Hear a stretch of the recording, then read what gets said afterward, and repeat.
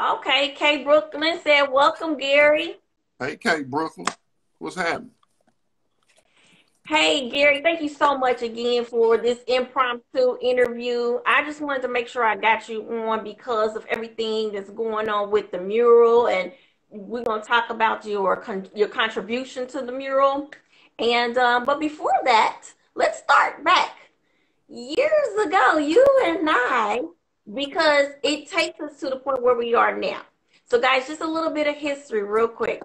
Um, I think back in 89 or 90, I can't even remember, but you and I, we participated in a local talent show here in Indianapolis, Indiana, and it was Star Quest, correct? Star Quest, yes, ma'am. So it's Now, what probably were you like, doing yeah, back it's then? probably like 89. Back then, rapping. Was Mm-hmm. in a little rap group. We was the Untouchables back in the 80s. And so, Me and my guy, most of the people in the city know him as Big Unk, James mm, Carey, Deadeye, That was my yeah. partner in rhyme back in the days. Yeah. Yeah, you were competing against me and my partner at the time, and I know we were doing the kid and play dance, roll with kid and play, but we all got beat out by the Muggsy crew back in the day. I remember that. I remember that. But I just wanted to give everybody a little bit of background as to how I know you. But then speeding up a couple of years ago, I noticed that you were also a featured artist here in our yearly Meet the Artist. Tell Yes, us a little bit ma'am. about that and your involvement in that, because that takes us right now where we're at right now with this mural and how you got into actually being an artist, switching from the music side to actually using your pen doing something else. So Yeah. tell us about that. I think the first Meet the Artist I did was in like 2014. And so what had happened, man, I got a whole lot of long stories when you saying coming from the music to that. Like my life kind of been like Forrest Gump from the hood at times. So, you know, I was doing hair, was incarcerated before that, was still on the music scene, just all kind of crazy stuff. So it all led me back to art, but I was actually an art as a kid. So like probably when I was like 4 or 5, I was always drawing on everything. By sixth grade, my mom brought me like a professional art kit. And, we had them long Christmas breaks. So I just played with everything in the kit. By junior high, I was at 101. Well, that was a wild school, Harshman Junior High now. But they had a scholarship every semester where a kid could go to Heron for Saturday school. And I was like, I ain't trying to go to no school on Saturday, but it was for art. So I ended up going every semester while I was at school, you know what I'm saying? And then like after the 8th grade year in between freshman year, I ended up being, and at the time really didn't realize it, but I don't know if they still have it, but IU used to have like a summer arts institute. So I ended up actually being the first black kid to ever go down there in the 80s. Yeah, Nice. so it was wild. But then, somewhere in high school, I just wanted to be on the music. Like I still took art classes. And then you know how the 80s was. A lot of us was lost in the streets for a minute. So it's like I would draw, but I wasn't really thinking about actively pursuing a career or anything like that. But so back into the later years in the 2000s, I was like selling hair products. Then from selling hair products, I transitioned to doing hair. I could actually do it, but physically, and just it wasn't for me like full time. But I got the hang of it, ironically, so I did both. I went and got a cosmetology license at first, uh, but ended up going Ah. back to school at Okay, Ivy Tech for okay, hold camp, on and I now. We was got a in little bit fine of art technical classes. difficulties now. Technical Before you go in, difficulties. can you? Uh-oh. Yeah, yeah, yeah, yeah. All right, you good. Yeah, You good. yeah, yeah, yeah. So after that, I ended up back in the art classes, and just me being me and would hear about that it was an art scene that I never even really knew about, but it wasn't a lot of us on the scenes at first. But so I started going to like all the first Fridays and finding little shows, and I started doing shows in like the little coffee houses and breweries, uh, little bars, just stuff like that in the beginning, just wherever I could show my work while I was still taking classes at Ivy Tech. While I was there, I ended up getting an associate's in fine art and graphic design, but I transferred to Heron, got a bachelor's in fine art. So I was still doing like all the street shows or the underground shows, just trying to work my way up while I was trying to learn like the school route. Because when I was a kid, my mother would always tell me like, you gonna have to go to school, like it had the paperwork. So it's like, or they ain't gonna take you serious. You know what I'm saying? And I got the paperwork, and half the time, some of them still don't take me serious because I'm still me. Like, you know, I'm gonna be me. I'm a hip hop generation. You know how we get in. So I already know.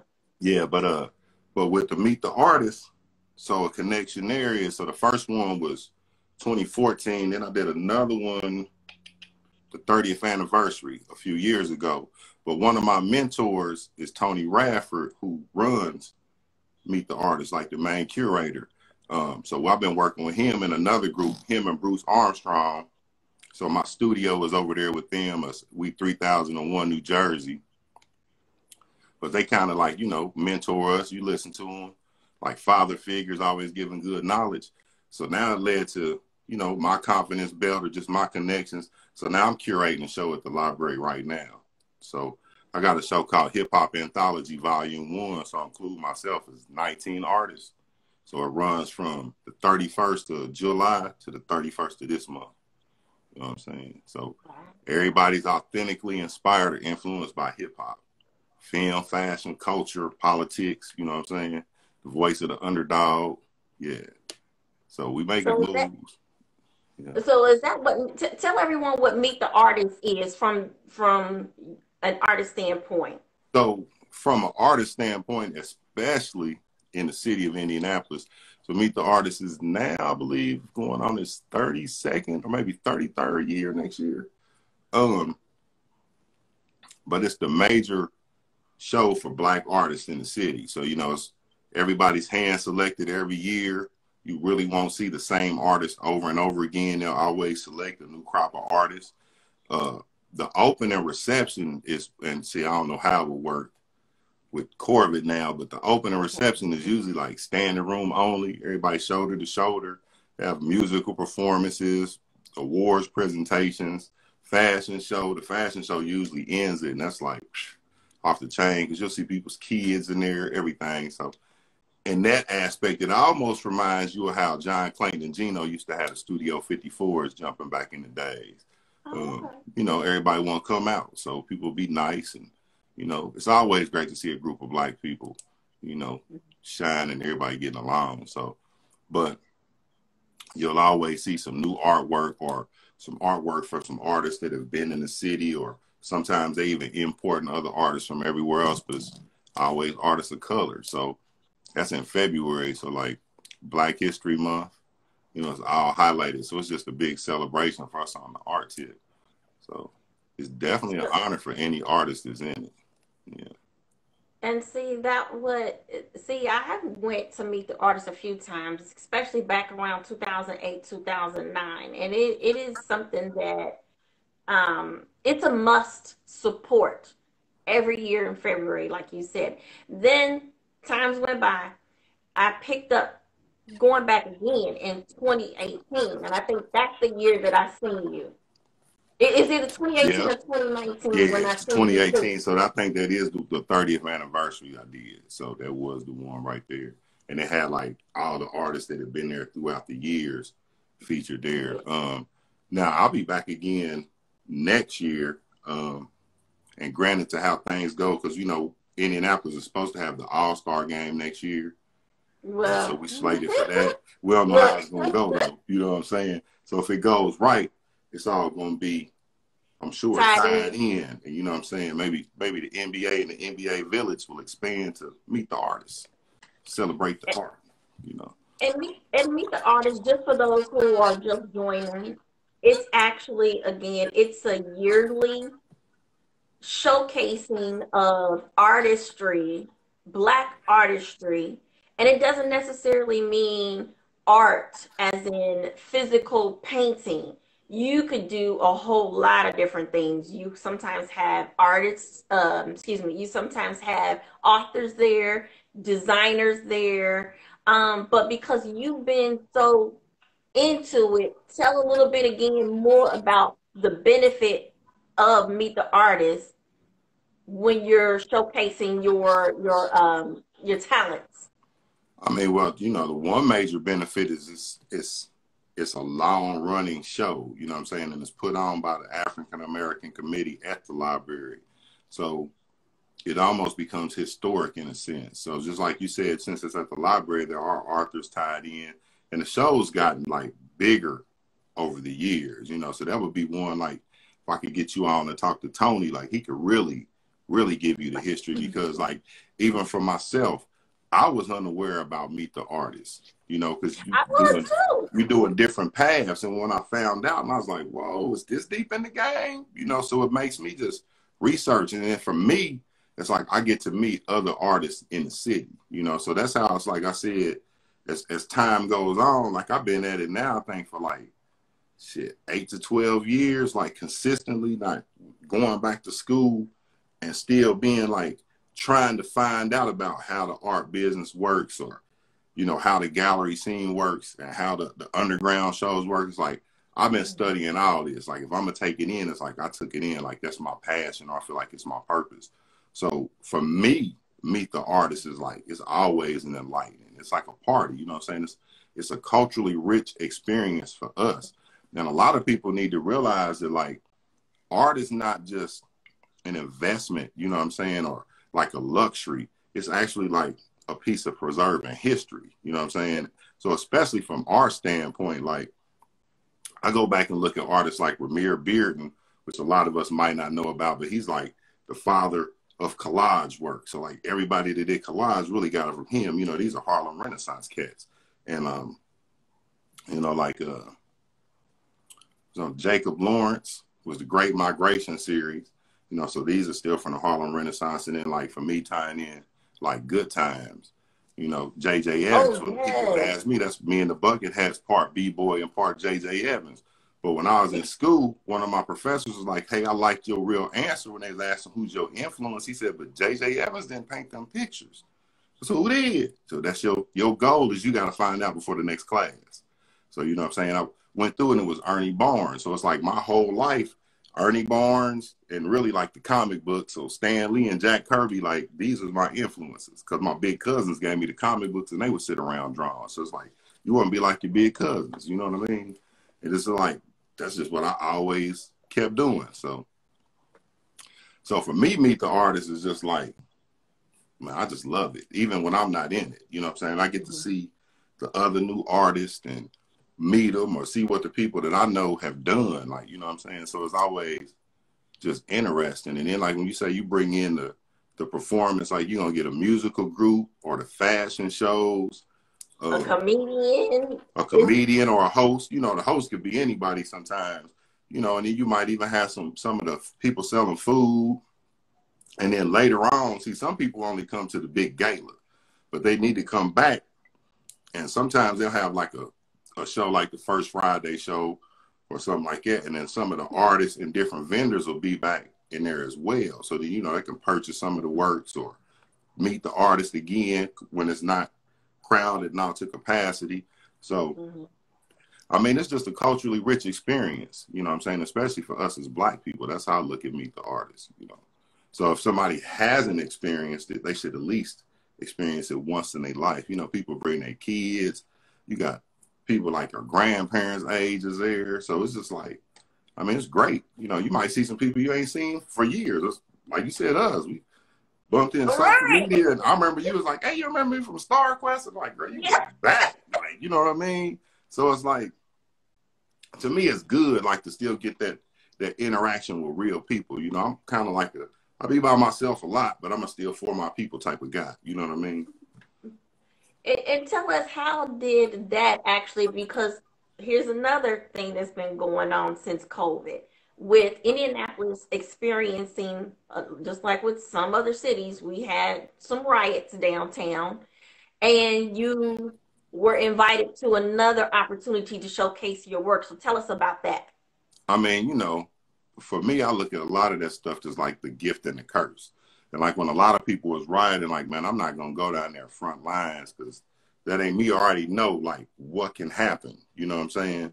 So it's like that's not my fight right there. But it's like, where can I use my head at? My God-given talent lays with like the visual communication aspect. Like even when I was in classes of the military, everything I dealt with was communications in some kind of way.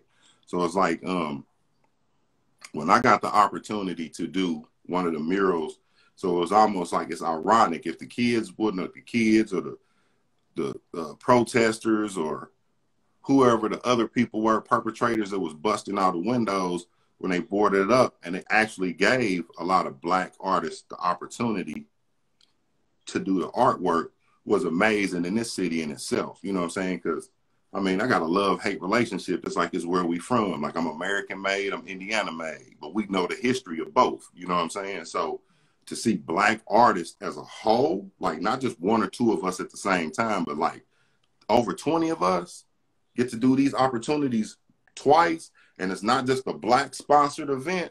I mean, that was an amazing feat in itself. You know what I'm saying? So if the city could learn how to appreciate that more, like for me, like I view it like even selling work or a business, like I get more respect or props on the coast than here. But here it's like, it's more classical portraits and contemporary landscapes. You know what I'm saying? Like a lot of people probably didn't know, like we even had a lady, Kelly Morgan, was at the library. I mean, not the library, at Newfields, which most of us knew was IMA, Museum of Arts. Mm-hmm. She left, you know what I'm saying, because of some of their lightweight prejudice behaviors or biased opinions, you know what I'm saying, from board members. So it's out there in the open, you know what I'm saying? So it's like, as a whole, like slow processes of steps, but the city's still behind. Like we grew kind of fast, but we still had them small town ways. Somebody sent me a post this morning. It was a cat from Plainfield talking about coming to with asphalt sealer to try to come and hit the mural downtown on the street. And I shot him a message, said, I advise you not to do that, bro. You know.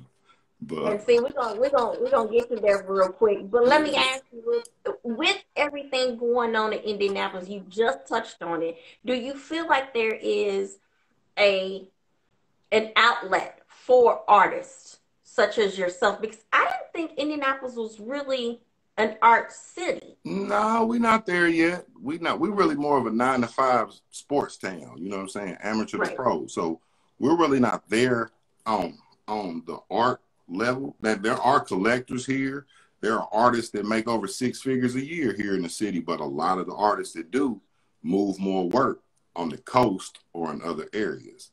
You know what I mean? So there started to be more opportunities, and then at one point in time, like I said, looking or kind of studying the culture or the system in the city, was like the same people were getting the same opportunities repeatedly. You know what I'm saying? And you know who the same people usually are. It usually ain't us. You know what I'm saying? No matter what. So like, you know how it is, man. The truth is the truth. Like you can have more education and just about the same amount of experience, and they'll come up with a reason to, oh, well, little Johnny's got this, that, or the other. Well, I mean, you know, okay. Yeah, because I think because the way that Indianapolis is, it is very challenging when it comes to the African American, whatever the case may be, whatever the category might be. It's a little challenging for us to get out there and do what we need to do and have those opportunities. Yeah. So how did that lead into the opportunity that you were invited to as far as the mural was concerned? How did you get that invite? Man, you know, it's kind of weird for me, like even to been on the art scene and like to won a lot of awards or been on a lot of their stuff. It seems like sometimes I'm kind of an afterthought. Like I might get in a second wave some kind of way. Somebody misses my name or slips through the crack. But it's usually a blessing in disguise, because it really like just kind of helps me to dig deeper in my psyche and, you know, go there when it's time for me to go. And then I'm like, not every opportunity is not for me. You know what I'm saying? So even just like with the mural that we did down there, like they gave me a helper that day. And the helper was a cat that did one of my tattoos, which is Devin Kimbrough, Fosco Life, you know. So he came and how it was broke down, man, you just take a corner. So the murals at the faces at the bottom of the eye that's broke off is like he did that. but we collaborated just on the fly that day and blended them. So, you know, we really ranged from Michael Taylor to Breonna Taylor and Deshaun, you know what I'm saying, Reed. So it's like we covering the timeline, basically, you know what I'm saying? And, you know, for us, it's like we knew stories prior to Michael Taylor. But for us, it's like he was a teenager when we was a teenager. It's like this ain't no folklore. This ain't a secondhand story. This is not a story from another city. This is like, man, this is right here, like in our own stomping ground. Like I didn't know him personally, but find out I know some of his relatives or some cousins and stuff like that. But you know, it's like in that period of time, you know, he was at the same place as we was at. He was one of us. You know what I'm saying? So it's hard to forget. You know what I'm saying? So it's like I'll never forget who Michael Taylor was and didn't even know him. So that's why for me it was important. Like I didn't get him in the first mural. So this one was like, man, the perfect opportunity. Like, man, you know, let me put you down right here. So, yeah. So again, when you receive that communication of, do you want to get in on this project? How did you feel about that? Oh, I'm always happy to be a part of it. You know what I'm saying? Like projects like that that really pertain to us. Like for me, like I take those to heart because for one, it's historical significance. You know what I'm saying? So when I do projects like that, it ain't always me. It's like my hands is guided by my ancestors. You know what I'm saying? Thoughts and all. Like that's what I say wholeheartedly and humbly. You know what I'm saying? A lot of times it's not me. I'm just the tool or the vessel. You know what I'm saying? That's how I look at what I do. Like it's real life. That's my religion. You know what I'm saying? Like I study art history. You know what I'm saying? So I lost a lot of other theoretical religions before because I study art history. It's like symbols and cultures and like these things predate a whole lot of stories. So when you get the story on all this, you start unraveling. It's like, you know, I can't tell nobody what to believe, but like, this is my religion. So like wherever I go, I religiously hit art museums and galleries. I study street art. You know what I'm saying? I study artists from the past with Instagram and social media. I study people that's going on now. It's like, sometimes you might have a thought and be like, damn, somebody else had a thought like yours, but they're going to execute it similar. You know what I mean? Like I've been lacking on it, like on my timeline or thread, whatever we call it on Instagram. Like I was keeping up with Inktober. So it's basically like I always like drawing and ink when I was a kid.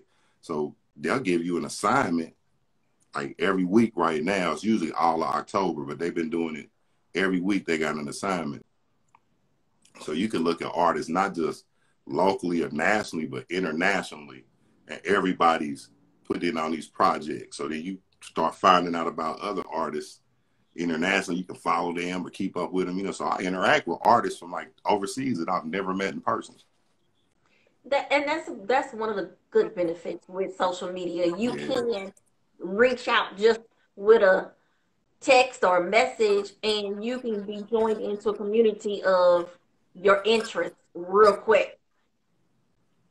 All right, so one other thing I wanted to ask you, because did you have any input on the actual formatting of the Black Lives Matter, or did Nah. you just come in there and just put your own piece in there?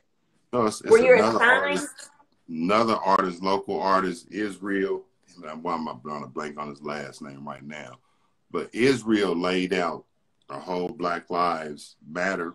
And I mean, basically, like from talking to him or listening to him at some of the meetings, he formulated his design. Like he studied what the other cities did and tried to do his own take on it. So it's kind of got like a welcome to Wakanda on it feel if you look at the lettering. So they actually, and it was a team that helped him when he put it down. Like that was his idea or his design, from my understanding. But they laid it out the day before all the artists came in, and then each artist had their own individual letter to execute in. And some people had helpers or a team that they already had planned, their family members or kids. And then like me, I just showed up. You know what I'm saying? It was just blessed. Like I said, that Fosco was there. I was like, oh man, I know you. Like, you know, you an artist in your own right. And I mean, that's just like how I like to work. You know what I'm saying? So it's just like back to the music days. Like you get that real collaboration, and that's kind of how I ended up with the hip hop anthology as well. Because a lot of mine was studying. You know, we had album covers, even coming from the funk days. You know, so like that's what I used to love. When my mother and them would get them, I would look at the album covers and try to draw them. And then, so it was album covers and comic books. But one of the first high school assignments at Tech, Mr. Price, in commercial art and sign painting, we did album covers. So I was like, man, you know, I'm always, that's one of them things that just always drove me. So for me, a lot of stuff kind of like just comes hand in hand and might kind of seep out in the art sometimes. So it'll be like a little bit of history or a little bit of art culture or, you know, just a little crazy thoughts. Well, I mean, if you think about it, even when the music was popping back in the 60s and early 70s, art was it before you even knew who the artist was. So Yeah. you had to look at the album cover. That's all they had to sell their records was the album cover, not knowing. And this especially for the black community. A lot of them weren't put out there visually, so it was their album cover that sold them. So art and music always is going to go together, hand in hand. Yes, ma'am. Now, I have to say, when I first saw the aerial view, well, let me just say, I posted a couple of things. I posted where they were measuring it out. I posted where they were doing the outline. So the first thought was, why was it not in the normal blocked letters that we're used to seeing? Do you know that answer? Well, that's why I said I think it was to try to, you know, break it up or change like what everybody else is doing. You know what I'm saying? That, So and I mean, that's it's a what, consistent message. You know what I mean? But it's the same message, just the letters change. So I don't know, just the artistic take, and that's the advantage that artists have. You know what I'm saying? Shit, if they would have did it, the Welcome to Wakanda way, or big bubble graffiti letters, or standard block letters, I mean, I still would have been cool with it. You know what I mean? and, I got to put my message. I feel like some of the other artists got to put like their messages in there. You know, like one of the young ladies, she had her daughters painted in there. You know, and then her daughters came and she got the handprints in the ground. You know what I mean? Kevin Nance West is actually Michael Taylor's cousin. So he has it in his letter. You know, so I mean, it's just then you got like Ray Parker and Sylvia S. McKee, like they kind of got their graffiti styles. So you see they artwork, and then like even some of the artists that I didn't know. That's why I said it's always great to get to see us like collaborate across the board. Like we can do these projects. We just have to we have to be given the opportunities, you know what I'm saying, or allowed the space to do what we do in, you know, and then it's obvious that people appreciate what we do. You know, it's like we happy to see it, you know what I mean? But and I mean, I think that's the thing, like the places like IMA and all them need to realize, like there is real black art historically and culturally, or even now that's telling the story and the narrative. But it's like, you know, some of these people got to break their little stuffy molds and open up, you know, and I think that's why, like for me, I say I'm blessed like with the opportunities or even to know the artists and the connections to pull off like my new show, you know what I'm saying? And I'm already slated to do one next year. So, I mean, to me, that's like an honor. It's like, it's not just about me, but it's like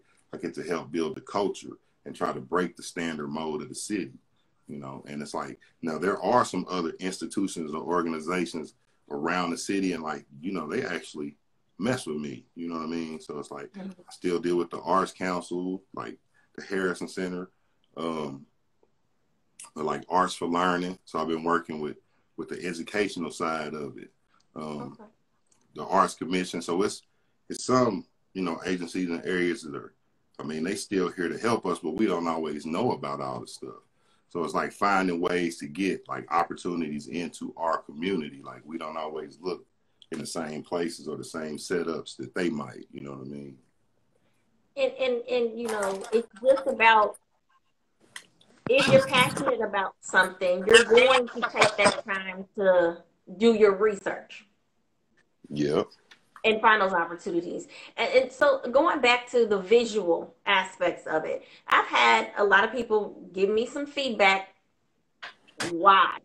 Why? You can't see it. You can't see it. And I had to explain to them, if you're not, first of all, an artist, you're not going to understand, because art, you have to see it up close. in order to understand what it is that you guys did. Well, Because I was there Monday morning after you guys finished it. I looked at it. I was there again to this morning, looked at it. And each time I looked at it, I saw something different. And the thing that I like about it is because it is different. And because we're so used to seeing these other cities do it exactly the same way, we're not used to thinking outside the box. And so, like you said, it wasn't really about the art per se. It was about the message, because the message is still the same. Now you got that extra layer of different artists' point of view of how they see well, yeah, things. this is my answer for the people who like they can't see it, they can't see it. You have to think about it. So each one of those letters are 30 feet by 13.9. You looking at it on your little bitty cell phone. It's at the view where they can show you the whole overview now. Yeah, maybe they could have edited and they could have dropped down and got a close up of each letter. But you know, the real aspect is, especially those that's in the city, y'all know where Indiana Avenue is at. What are Mhm. you doing right now? Get off your ass and go see it in person. What's the problem? You go everywhere else. You go to them Pacer games, WNBA games, you go to the club. A lot of art events are free, public art especially. So it's like, these are your people, your folks, your dogs and lokes that did this on the street in a city that we don't get these opportunities, and you complaining about you can't see it on your little bitty phone screen. I don't know if your phone is cracked. I don't know if you got an IMAX Max. You looking at it on an iPad, whatever it is. You ain't going to get the same view that you're going to get in person. Go see it in Exactly. person. Oh, This is history, man. This is the 20s. You can't see the forest for the trees. That's your problem, not the artist. We worked in a 30 by 13.9 foot space. You can see it if you go down there in person. You squinting on your screen, I can't see what I did on the screen. And even if you look at the pictures on my page, you're going to see it, but it's not the same as you seeing it in person. I tell people that like a lot about some of my paintings or even other people's stuff online. You might get the gist of it, but like some of us have paints that like might shimmer or change colors, or it's an angle or 3D to stick out. And I'm just talking about on 2D work, let alone the ceramic work when I start going 3D. So, and that's like all of the artists. You really have to sometimes see these things in person to appreciate the beauty of them. Stop squinting on your phone. Just ride down there to Indiana Avenue and walk down. The streets actually blocked off until Thursday. So it was only supposed to be blocked off until Monday, and they extended it so that cars aren't riding on it and people in the city can go see it. Like, it's for the community, by the community. Get up, get out, and go see it. you're so right. You're so absolutely right. And again, even this morning when I went by there, I videotaped each and every one of the letters. And by the time I came back, the security guard said, "Did you see the pic?" I was like, "What pic?" And see, the thing is that you actually have to take time to see it. And so this is the only part that I'm a little bit concerned with, because once people start driving on it, what's going to happen? And how long is it going to last? Now, I'm not sure, but the majority of the paint that's used is the same paint that's used to stripe the streets with. So, you know, it's just get the same effect, you know, and like every city, we know it's not going to be there. Like, it's probably not going to be there for the next 30 years. Now, if it was, that would be great. You know what I'm saying? But the average mural probably might last 5 to 10 years. You know what I'm saying? That's even sometimes if they protect it and they not maintained, you might still have to go in and redo them. And then sometimes the mural might just go on and it might last forever, you know? But I mean, like for me, that was the first time actually working on the street. And then just like in most cities, that's the first time that these cities were allowed to do this on the street. And I'm trying to think if we like number 10 or 13, but we in the top percentage of states that even have that. So once again, like historically, the simple fact that we are in the top 10 to 15 states that even have implemented a Black Lives Matter mural in the middle of any street actually says something to me. You know what I mean? Like, And then especially coming from the city being that city where we usually are the last to get things. yeah, yeah. Tell us about how you actually came up with the design in your section. Now tell everybody, for those who don't know, what letter did you receive? I did the letter I. So for me, the letter I was important. I had to make an intelligent choice. It's on Indiana Avenue in Indianapolis, Indiana. Um, I personally, in the last mural, I wanted to put Michael Taylor in when I did the Symphony Center, but I kind of did I had a couple of themes in mind already, and I had a lot of sketches in my sketchbook. So I did the We the People Hold These Truths to Be Self-Evident, and and then I did more of a musical theme with that mural. This is how it took precedent. But I still had the sketches of Michael Taylor in my sketchbook, and I still had him like on my heart and mind, like I said, because of the period in time that he was killed. And I mean, even then, it just didn't sound right. You know what I'm saying?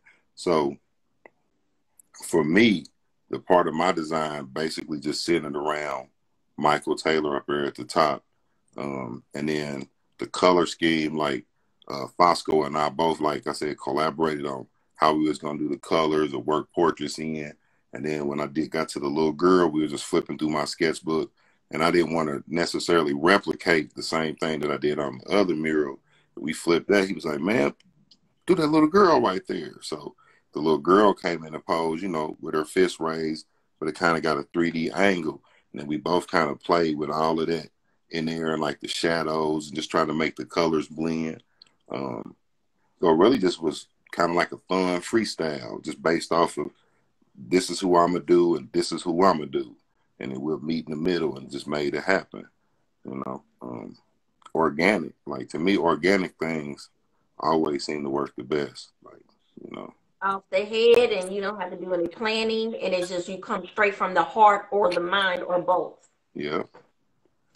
And for everybody who don't know, Indiana Avenue is very historic for the African American Black community. And do you know why they put it there versus where they originally were supposed to put it downtown? Well, I don't know where they was originally supposed to put it downtown. So to my knowledge, that was the executed plan was to go right there. Okay.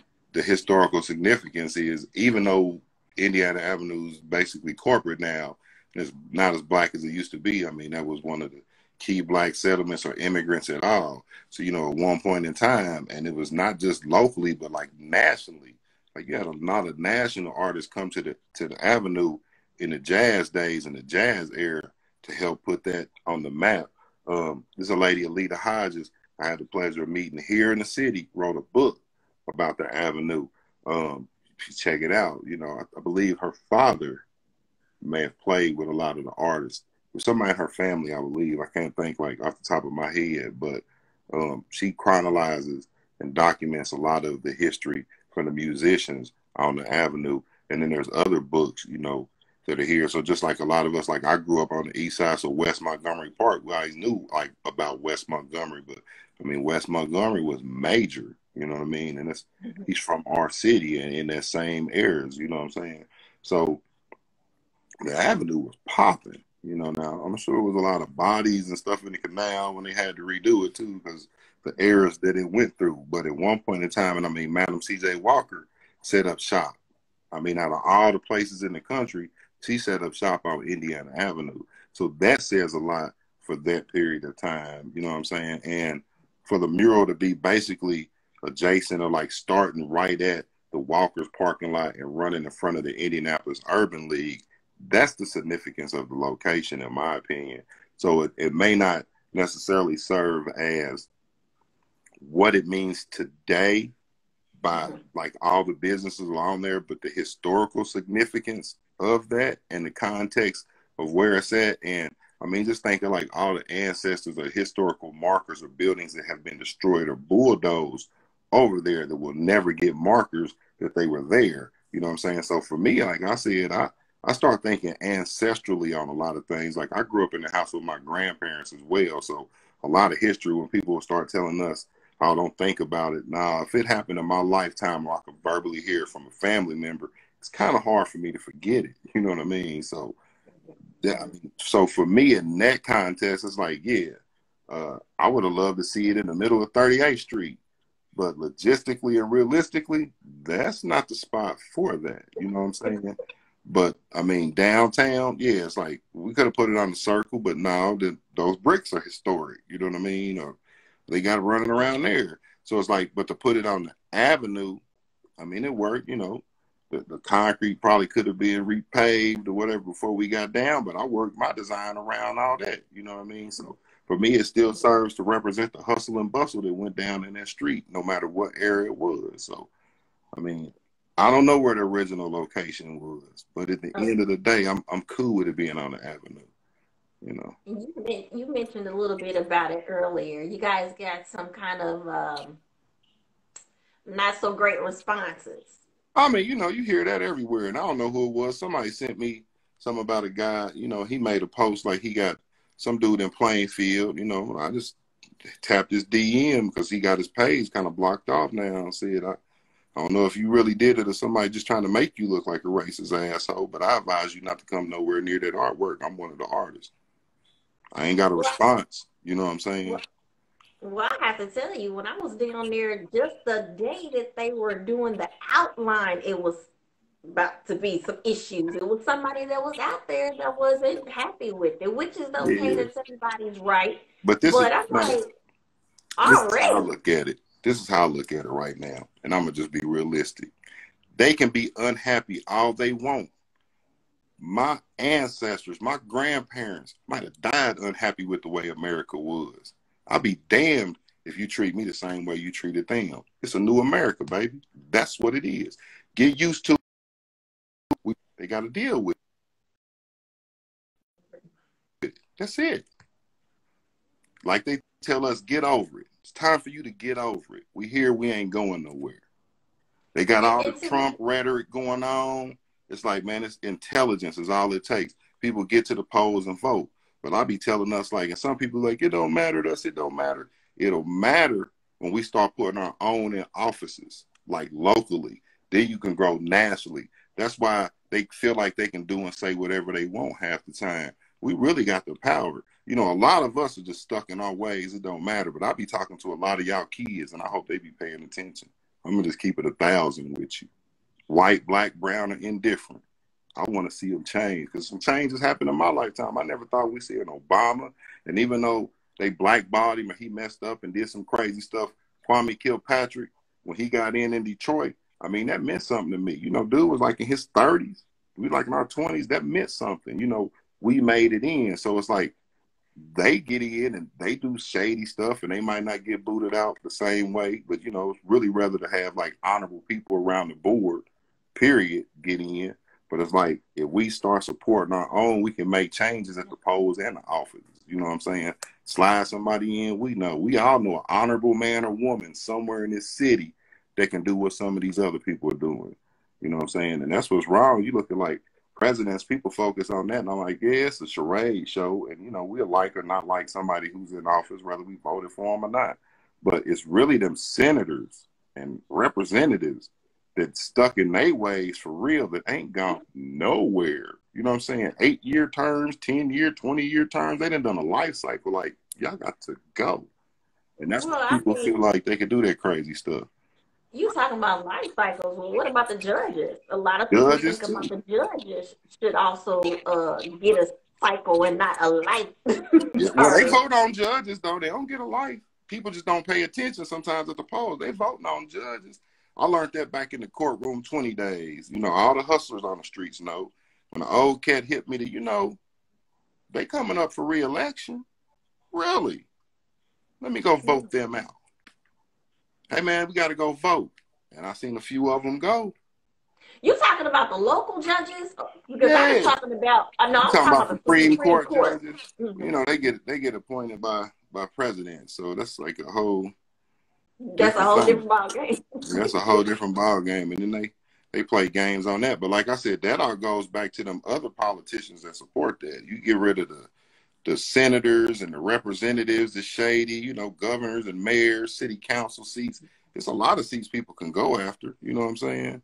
Some people trying to do the right thing. Some people just getting a check. We know how it go. You know what I'm saying? But that's the real ways to affect change, that and create our own economic wealth. But, you know, half the time, like, some people either ain't going to support the businesses we need to support, or you can only support so many. Like, you can only get your hair cut or hair done like so many times in a week or a month versus eating barbecue or something at the same time. So it's like the other businesses that separate, you know, like the real economic wealth, if we could generate them dollars and circulate them 12 times, you know, there's always somebody going to be like, I got my payday, I'm going to Gucci. Got to go to You know, birthday. You know, actually, it's kind of crazy you said that, because just not to get off the subject, but when everything happened with the COVID and, you know, everybody's talking about supporting Black businesses, I noticed that the list of Black businesses around here, well, I won't say it was a complete list, but it did focus on a lot of food and hair, you know, type businesses, which there's nothing wrong with that. But I had a bigger thought. It was like, yeah, I mean, well, you know, it's evident that you need more places to eat, or more than one stylist or barber or location to go. But I mean, that's my theory that I'm saying, like, we need some other businesses, or even to know right, the other business, like it's some financial planners that are Black here, got their own businesses, or you know, well, we got car detailers. We might have a few of them. Like, I know Kay Loves up there, you know, mobile washes, and so it's like we got some other businesses, just identifying them. You know what I mean? Like, there's a lot of streetwear brands in the city. You know, maybe only one or two of them had their own space in the mall, like, you know, Nap or nothing.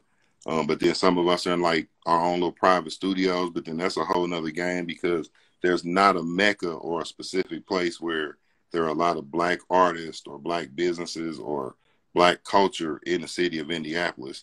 And probably the last time that happened was when Indiana Avenue was popping, or yeah.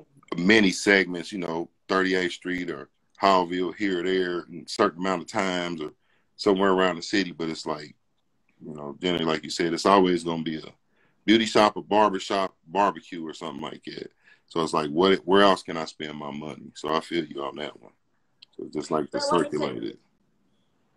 so tell everyone what they can actually see, because I noticed, again, because this is different than it is from the other cities that you see, and this is more on an artistic point of view. Well, the other cities is, I mean, it's the same format. It's letters, No, and no, what I'm artists talking go about. inside, artists paint inside of the letters. But what I'm okay. So the question I was leading to, I noticed that there were a lot of tributes to a lot of Indiana related people because of losing their lives. And that's why I was saying that it was different, because when you go to other cities so far, they're just the normal, ordinary block letters. But this has more of a contribution to our people that we have lost individually here in the city of Indianapolis, along with the Breonna Taylor and everyone else, and the George Floyd. So that was one thing that I thought was really, I don't want to say unique, but it was a great tribute, because each one of them seemed like they had their own quote unquote stamp on Indianapolis and what they wanted to tell the story about Indianapolis. Tell me, what do you think about that? So the best way to see it is get up, go down there and see it. You know what I'm saying? If somebody's saying they want a better video of it, then they need to invest or help raise some funds to get the video y'all want to see. Because my pockets ain't that deep and I ain't shoot the video. You know what I'm saying? But I don't know what the complaint is. If they saying they can't see it, like I said before, you squinting on the phone. Right, right. Each And even letter when is I 30 feet by 13.9. How do you recommend us to show it to you? It's public art. You you know, just got to get down there and see it. And that's, again, I'm going to encourage, for those who are here in Indianapolis, Indiana, it doesn't cost anything but your time to walk down there and check it out. Right now, it's up again until when? I don't know how Well, long better it's yet, up. the streets are closed off until when? The streets closed off until this Thursday. I think they're going to reopen it Thursday. I'm not sure if they'll reopen it Thursday or Friday, but the street is closed off, so you can actually get out, walk around. You may be able to walk inside the barricades depending on which security guard is there. You can take pictures. You can stand next to them. So actually you can, because they've been letting people get out and go view them. So you can actually go take your time and look at each individual letter. You know, but as far as getting the perfect overhead shot, I mean, you have to bring your own drone or something, because I ain't figured out a way to get the best shot of my letter that I want yet. You know what I'm saying? Like, I've never had to shoot one flat in the street. That was the first time I actually painted in the street. And You know what I mean? And you know, when I was down there again this morning, it took me close to a 5-minute video to get every detail in each letter from top to bottom, one side to the other side. Tell everyone how they can reach you if they want to book you, or if they want to have you come and do a mural. You can find me right here on Instagram at Original Gary G, or you can reach out to me on my website, artbygaryg.com. You know, send me a message, shoot me a post, whatever. You can hit me on the email, artbygaryg@gmail.com. I'm going to respond to you. And guys, he also has something that he does pretty much on every Monday, time permitted. Tell everyone about that. Oh, Monday to Monday. So, you know, the Monday to Monday actually started just as a thing for me to stay on task for like 30 days leading up to an art show. I was the feature artist for Art and Soul in Circle Center Mall in the Arts Garden in 2018. So to stay on task, I started doing it Monday to Monday, every Monday, just to keep myself on task. And then people was like, man, you need to keep doing that. So, you know, just because my real name is Gary G and they got Gary V out there, as time went on, you know, you had some people getting mad. You trying to be like, dude. No, I ain't. I'm just being G. You know what I'm saying? But I'm on like my 3rd year of doing it right now. So every Monday is pretty much just like, for the most part, a minute of motivation. It's like a quick thought, couple of quotes, you know what I'm saying? Whatever crossed my mind. And, you know, that's how I put it out. Just hoping I inspire, influence somebody else besides myself throughout the week. Well, I definitely enjoy those Monday to Monday. It gets you to thinking. And I like how you don't just quote one person, but you quote multiple people and you tie it in together. It's kind of like I told you, it's like religion. You know, like you're going to get a sermon in some kind of way. And to me, it kind of just reads like a story, like this makes sense, so that connects. And sometimes they just fall out through research. Sometimes they come out because it was a quote or something I read years ago. So wait a minute, Gary. I gotta end it right there. We got 10 seconds, okay? So guys, make sure you follow him and share this post. Go down there and see the mural.